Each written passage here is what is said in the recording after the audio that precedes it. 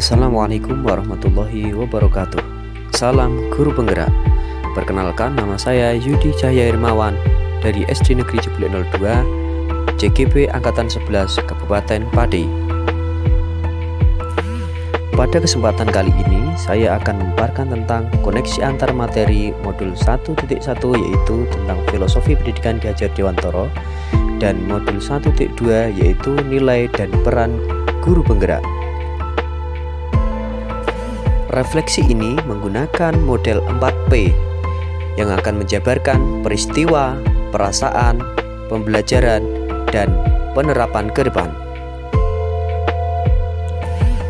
Momen yang paling penting atau menantang atau mencerahkan bagi saya adalah proses pembelajaran modul 1.1, yaitu ketika saya memahami maksud dari filosofi Ki Hajar Dewantoro bahwa murid terlahir dengan kodratnya masing-masing, sehingga guru hanya bisa menuntun tumbuhnya kekuatan kodrat tersebut.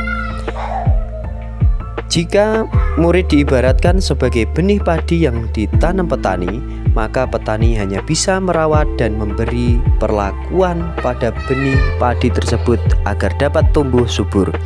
Namun petani tersebut tidak dapat merubah kodrat benih padi untuk tumbuh menjadi tanaman jagung. Begitu pula dengan guru. Guru tidak bisa merubah kodrat murid, melainkan dapat menuntun tumbuhnya laku murid. Momen yang paling penting atau menantang atau mencerahkan bagi saya dalam proses pembelajaran modul 1.2 yaitu saat saya memahami bahwa seorang guru penggerak tidak hanya bertugas untuk mendidik murid saja, namun juga diharapkan dapat menjalani kelima peran guru penggerak, yaitu sebagai pemimpin pembelajaran, sebagai coach bagi guru lain, sebagai pendorong kolaborasi, mewujudkan kepemimpinan murid, dan penggerak komunitas praktisi. Maka dari itu, saya harus banyak belajar, berlatih, dan melakukan aksi nyata untuk mengimplementasikan peran-peran tersebut agar dapat menguatkan nilai-nilai guru penggerak di dalam diri saya.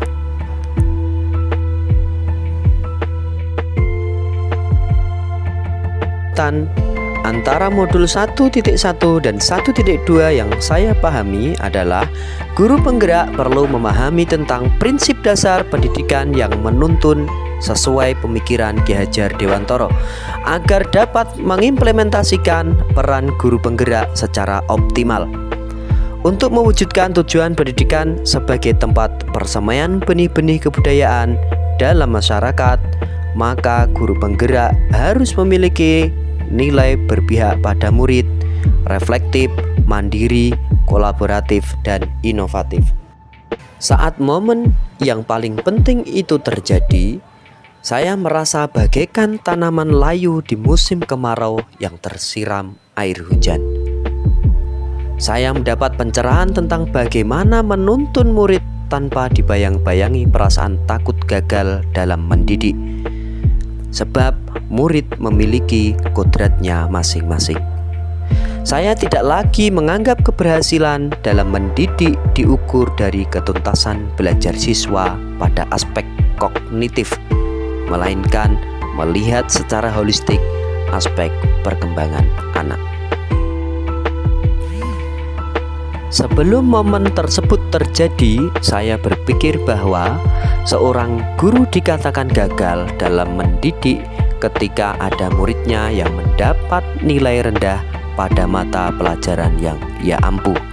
Yang kedua, setiap murid adalah sama, sehingga saya memberi perlakuan yang sama pula kepada semua murid tanpa memikirkan kebutuhan belajarnya maupun minat dan bakatnya.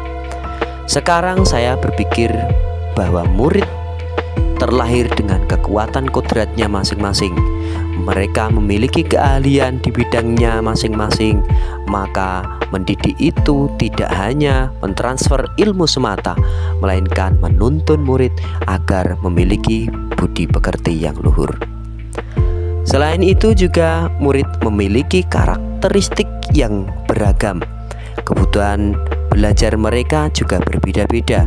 Maka guru harus memberikan pengajaran yang sesuai dengan kebutuhan murid serta memperhatikan kodrat alam dan kodrat zaman. Selanjutnya, penerapan ke depan atau rencana pengembangan diri yang sederhana, konkret, dan rutin yang dapat saya lakukan sendiri dari sekarang untuk membantu menguatkan nilai-nilai dan peran saya sebagai guru penggerak, yaitu melakukan inovasi dalam pembuatan media pembelajaran yang menyenangkan, bermakna, dan melibatkan murid untuk berperan aktif sebagai subjek pembelajaran, serta rutin melakukan refleksi pembelajaran. Selain itu, saya juga akan melakukan pengimbasan kepada rekan guru lain terkait inovasi pembelajaran abad 21 yang memanfaatkan teknologi dalam implementasi kurikulum merdeka. Demikian yang dapat saya sampaikan, semoga bermanfaat. Terima kasih. Wassalamualaikum warahmatullahi wabarakatuh.